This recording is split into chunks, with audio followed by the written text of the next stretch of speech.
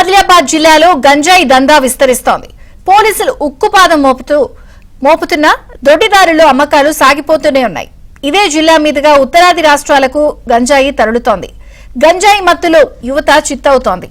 Coal belt ఏరియాలో gang war కు దారితీస్తున్న గంజాయి వ్యాపారంపై ఏబిఎన్ స్పాట్లైట్.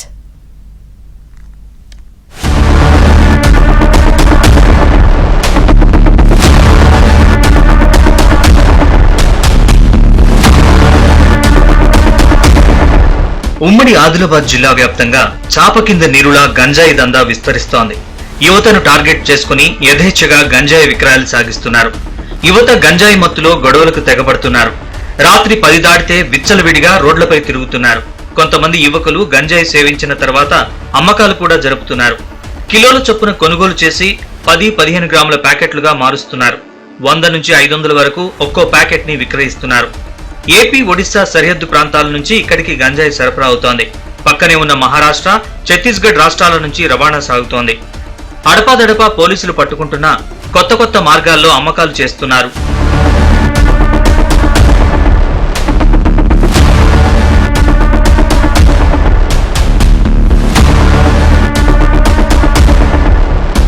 అడవులు, కొండ ప్రాంతాలు ఎక్కువగా ఉన్న ఆదిలాబాద్ జిల్లాలోని మారుమూల గ్రామాల్లో గుట్టు చప్పుడు కాకుండా గంజాయి సాగు కనిపిస్తోంది.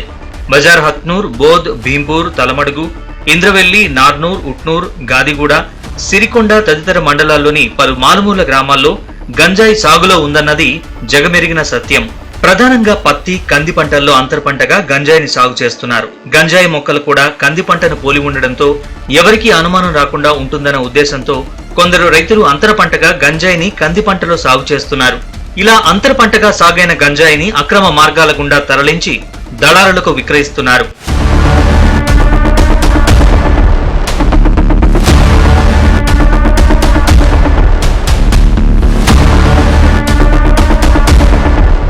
అయితే గంజాయి కట్టడికి పోలీసులు సీరియస్ గా వర్క్ చేస్తున్నా ఎక్సైజ్ శాఖ అధికారులు మాత్రం పత్తా లేకుండా పోతున్నారన్న విమర్శలున్నాయి. అబ్కారీ శాఖ క్షేత్రస్థాయిలో దాడులు చేసి పట్టుకున్న దాఖలాలు మాత్రం కనిపించడం లేదు. కేవలం లిక్కర్ ఆదాయంపైనే ఆ శాఖ అధికారులు దృష్టి సారిస్తున్నారు. ప్రజల ప్రాణాలతో చెలగాటమాడుతున్న గంజాయి సాగును పూర్తిగా నిషేధం దిశగా అధికారులు చర్యలు తీసుకోవడం లేదు.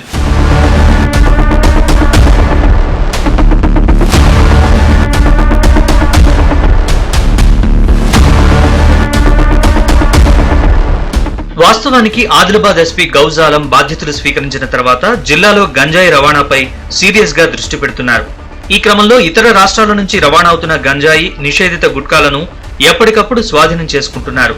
సరిహద్దు చెక్పోస్టులు, అనుమానిత ప్రాంతాల్లో తనిఖీలు చేపడుతున్నారు. పట్టుకుని కేసులు నమోదు చేస్తున్నారు.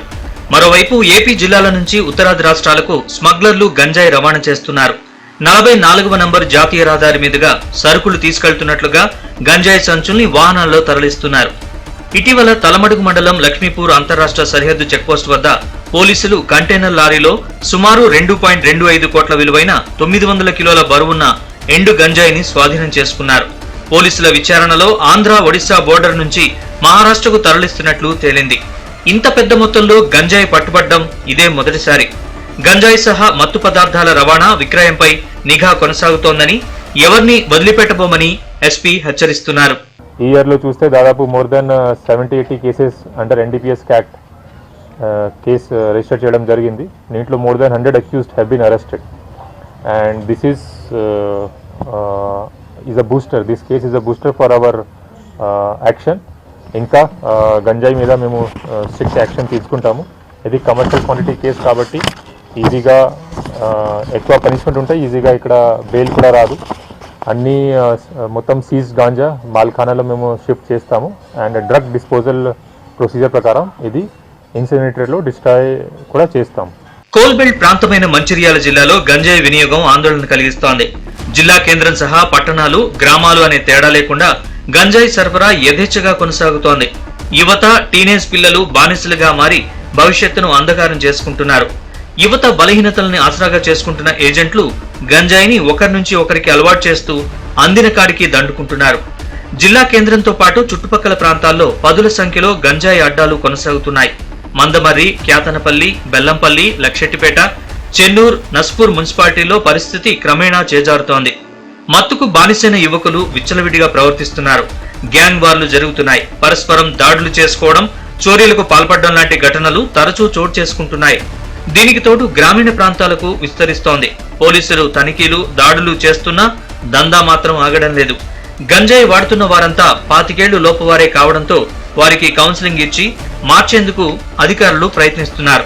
మరోపక్క గంజాయి అమ్మకాల్ని ఎట్టి పరిస్థితుల్లోనూ ఉపేక్షించబోమని పోలీసులు హెచ్చరిస్తున్నారు. మీరందరూ బాధితులని అనుకుంటున్నాం. మీరందరికీ మా దగ్గర స్వీట్స్ అవన్నీ ఉన్నా కానీ మీరందరూ బాధితులని అనుకుంటున్నాం. యాక్చువల్గా మీరందరిని చూస్తే నాకు చాలా బాధేస్తుంది. ఇప్పుడు ఆల్మోస్ట్ నా కళ్ళ నీళ్ళు వచ్చే స్థితిలో ఉన్నాయి. అది ఇట్లాంటి పిల్లలు ఏమైపోతున్నారు? వీళ్ళందరూ మా వాళ్ళు, మా పిల్లలు, మా తమ్ముళ్ళు డ్రగ్స్ గురైపోయి ఎంత యూత్లో మీరు చేయగలిగింది చాలా ఉంది దేశానికి. అటు గిరిజన ప్రాంతమైన కొమ్రం భీం, ఆసిఫాబాద్ తో పాటు నిర్మల్ జిల్లాలోనూ ఇదే పరిస్థితి నెలకొంది. గంజాయి లేకుంటే పిచ్చెక్కిపోయే స్థాయికి యువకులు చేరుకుంటున్నారు. కొంతమంది మానసిక రోగులుగా మారుతున్నారు. పాఠశాలకు వెళ్లి చదువుకోవాల్సిన విద్యార్థుల్ని గంజాయి నిషా కమ్మేస్తోంది. గంజాయి వాడితే అన్ని రకాల వ్యాధులు వస్తాయని వైద్య నిపుణులు హెచ్చరిస్తున్నారు. ఒక 4-5 పిల్లలు, ఎంత 18 నుంచి 20 సంవత్సరాల పిల్లలు హార్ట్ అటాక్ వచ్చి చనిపోవడం జరిగింది. ఎట్లా ఉందంటే ఫస్ట్ డే చెస్ట్ పెయిన్ వచ్చినప్పుడు ఈసీజీ నార్మల్ ఉంటుంది. ఒక 2 రోజుల తర్వాత మళ్ళీ ఈసీజీ ఇస్తే క్లియర్గా హార్ట్ అటాక్ లాంటి గురైపోయి చనిపోయడం జరిగింది.